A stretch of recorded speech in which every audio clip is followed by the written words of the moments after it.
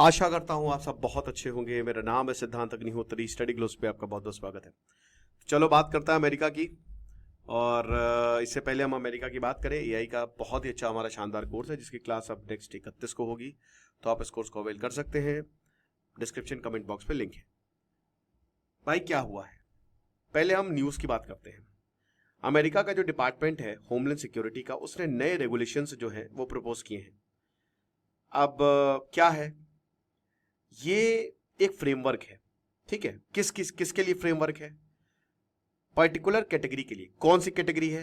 Non इमाइग्रेंट, है ना, जो माइग्रेट नहीं किए हैं, ठीक है। क्या है इसमें? Duration of status.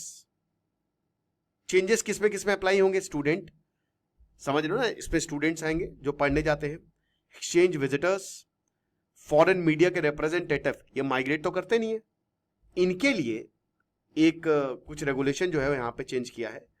और जो एनपीआरएम है, इनकी रूल मेकिंग अथॉरिटी, इसको पब्लिश किया है अमेरिका के इमिग्रेशन और कस्टम डिपार्टमेंट आईसीई ने।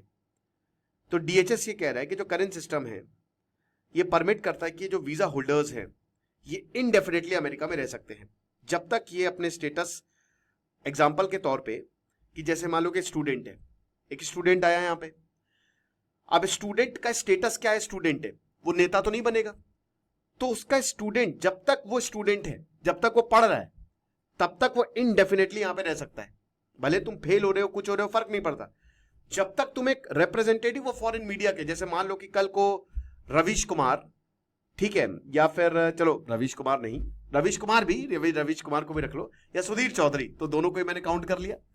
तो अगर दोनों जो है वो फॉरेन मीडिया के रिप्रेजेंटेटिव जाते हैं अमेरिका में, तो फॉरेन मीडिया है, अब मान लो वो बोले कि नहीं हम स्टूडेंट बन जाएंगे या फिर हम बिजनेस करेंगे, तो उनका स्टेटस चेंज हो गया।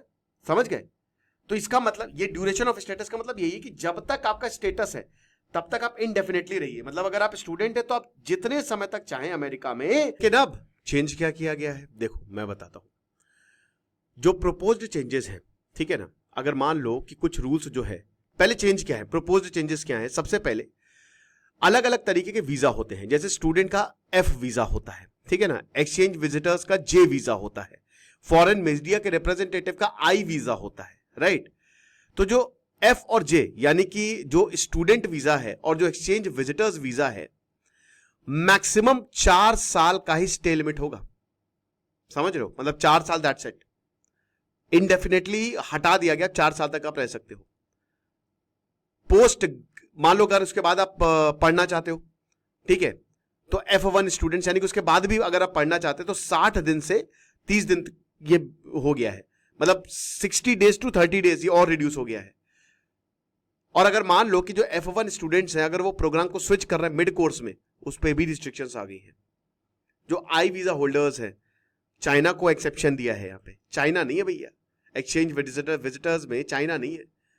तो 240 दिन की एडमिशन गैप आ गई है।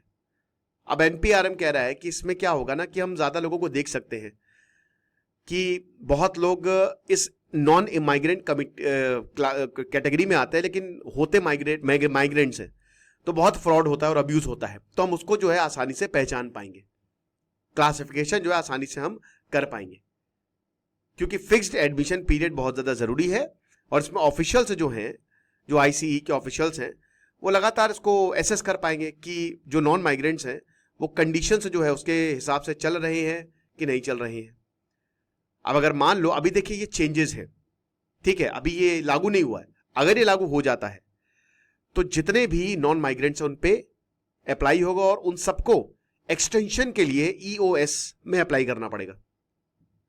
अगर ये अमेरिका में रहना चाहते हैं, अपनी जैसे 4 साल स्टूडेंट का है ना, खत्म हो गया, उसके बावजूद आपको अमेरिका में रहना है, तो आप एक्सटेंशन ऑफ स्टे के लिए अप्लाई करिए विथ डीएचएस, जो इनका डिपार्टमेंट है। समझ रहे हो? ये चीज है। तो और जो प्रोपोज्ड चेंजेस हैं, भाई जाहिर सी बात है कि क्योंकि देखिए F1 स्टूडेंट्स अमेरिका में 16 लाख है, 1.6 मिलियन, अच्छे खासे हैं। जे वीजा होल्डर्स जो हैं वो 5 लाख हैं, आई वीजा होल्डर्स 32,000 हैं। तो अच्छा खासा जो है यहां पे लोग हैं, ठीक है ना। अब एक इसमें यूजर है, वो बता रहे हैं कि देखिए ज्यादातर आप पीएचडी अगर अमेरिका से आप कर रहे हो तो उसमें 5 साल लगते हैं, ठीक है, तो 4 साल इसका मतलब क्या है भाई, ये पीएचडी के 5 साल, आप समझ रहे हो, 5 साल आपको पीएचडी में रख रहे हैं, 6 साल लग रहे हैं, लेकिन क्या है, आप 4 साल में आपको निकलना पड़ेगा, आधी छोड़ के पीएचडी निकलोगे। इन सवालों का कोई जवाब ही नहीं है।